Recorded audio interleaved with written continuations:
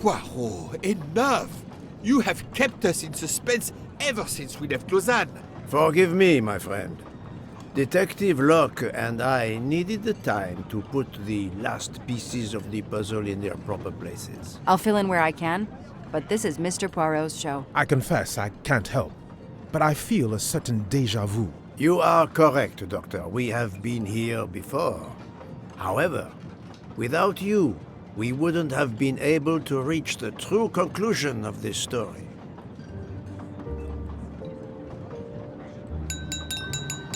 My friends, your attention, please. I hope you have finished your dessert. You have every right to think the solution to the murder of Ratchet is a closed book. You are wrong. I, Poirot, admit that I was wrong. There is a final chapter. What in bloody hell? What does he mean? Perhaps if we are silent, Monsieur Poirot will explain. Most of us naturally expect a journey by train to proceed in an orderly fashion from station to station. But this journey has gone off the rails. A comfortable journey, which should have been restful, turned out to be quite a challenge for my little gray cells. I beg your indulgence. I know it will be painful, but I must update you on the strange turn the Ratchet murder investigation has taken. I had two hypotheses, as you recall. A stranger boarded the train in Vinkovsky, killed Ratchet, and then exited the train unobserved. That was the first possibility. The second solution gave us 12 jurors who condemned Ratchet to death for the kidnapping and murder of Daisy Armstrong. My friend, Book, properly chose the first solution for the authorities. However, thanks to Dr. Constantine here, a 13th stab wound was discovered, throwing that solution into disarray. Moreover, the words of a witness called into question the chronology of the night of the murder upon which the first two solutions were based. Detective Locke?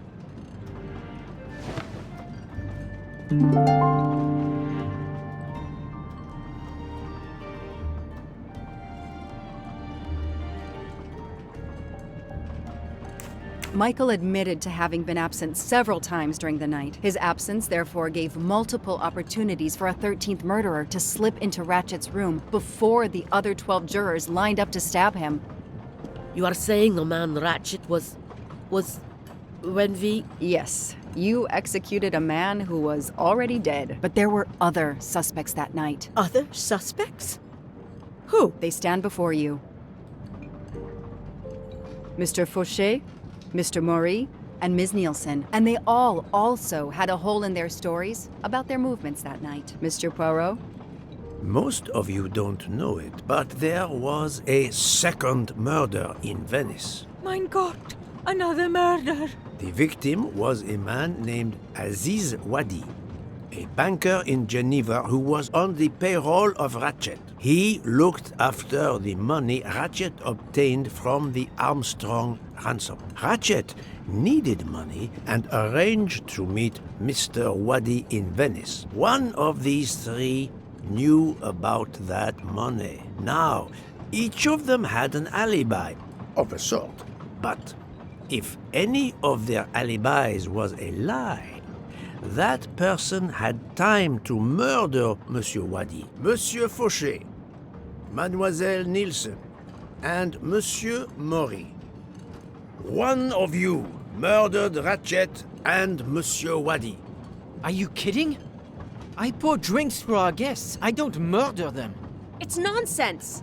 You are accusing me because of my knives? But why would one of my employees kill Ratchet?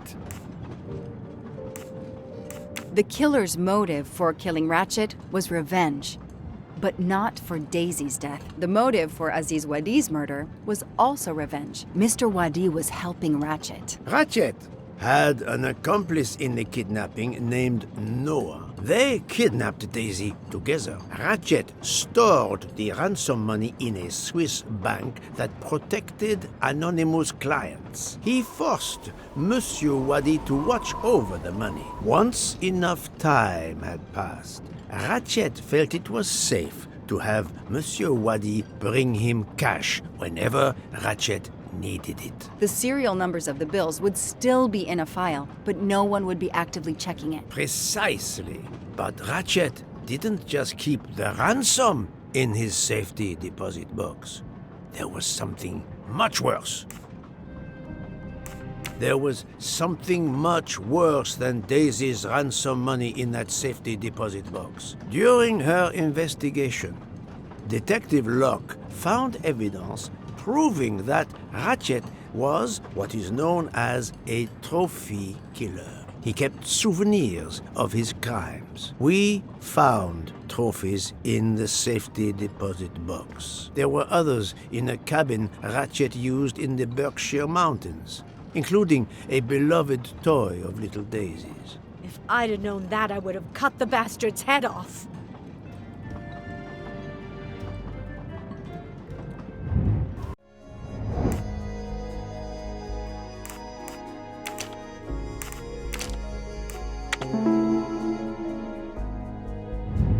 Et voilà. The bracelet found in the safety deposit box was also on Noah's wrist in a photograph. It's obvious Ratchet killed Noah, and therefore, at last, I can tell you with absolute certainty who the murderer of Ratchet and Monsieur Wadi is.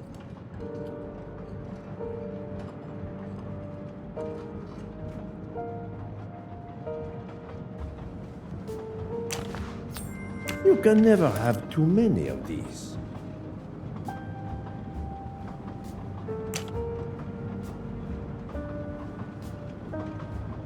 Mademoiselle Nielsen has the same bracelet as the one found in the safety deposit box in Geneva. A trophy from a victim of Ratchet. Noah. Having a similar bracelet doesn't prove anything. Yes, that might be true, if there were not an inscription on it. Mr. Poirot, you're right. The bracelet looks similar to mine, but I have no idea what the marks on it mean. I just like the design. The marks are not random, mademoiselle. These are special bracelets. They are called Morse code bracelets. Because, well, you know why. The marks are Morse code. Happily, I learned Morse when I was a young man doing my service for the Belgian army.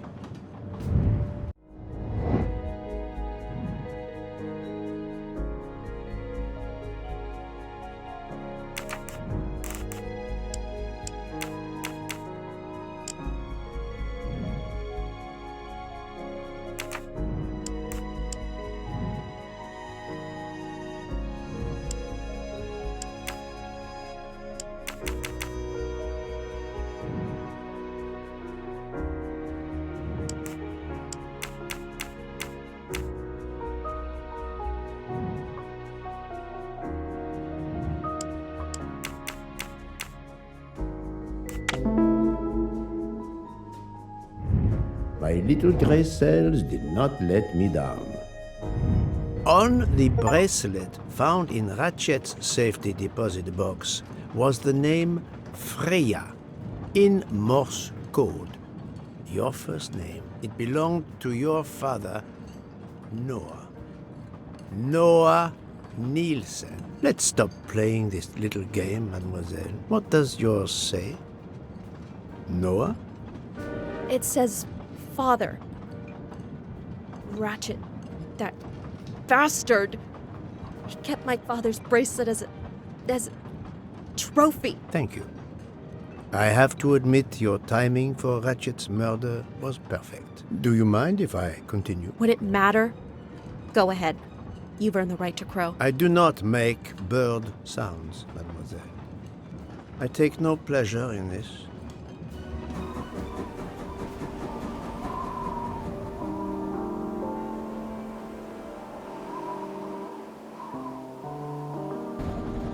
You drugged Ratchet's dessert to ensure he would be unconscious when you went to his room. You stole a knife from Monsieur Maury.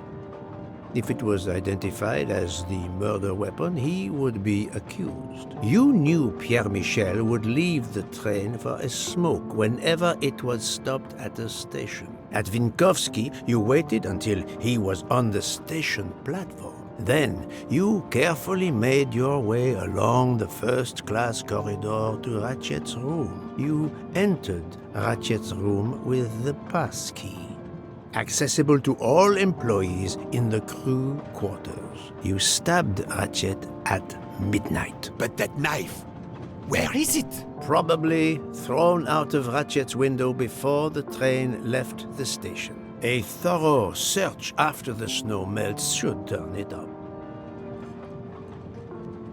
My beautiful knife.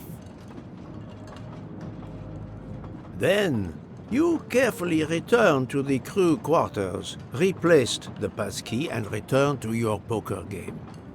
Et voilà. The affair was not so complicated in the end. But what made the crime seem more complex? Well, It was us. exactly. The 12 jurors who proceeded to carry out their far more complicated plan literally in the dark without realizing that the man was already dead. Speaking only for myself, of course, but I believe we would have invited you to join us. Ms. Nielsen, you killed Ratchet because he killed your father. Your motive is crystal clear. But why did you kill Aziz Wadi? It's because of Aziz that my father died. My father knew Aziz was the only one with access to Ratchet's safe, so he convinced Aziz to steal the money from the safety deposit box. But Aziz was too afraid of Ratchet.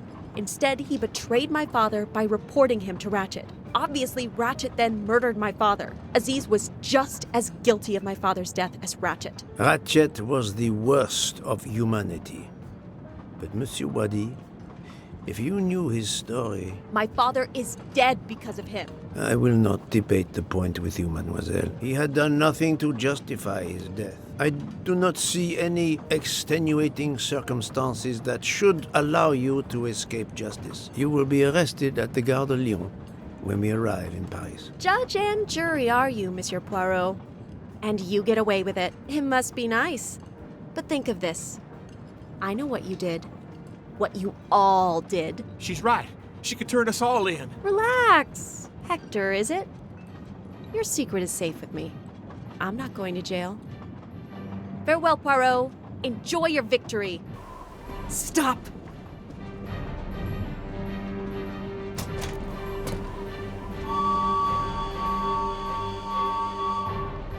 No, Freya, don't jump. You're going to die.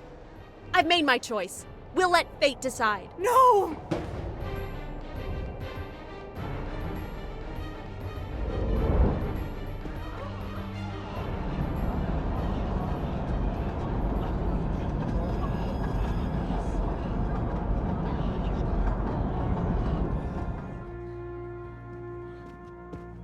She jumped off the train. Even if she hit the water, considering the height, I doubt she survived. And with this tunnel, either way, she's gone, Poirot.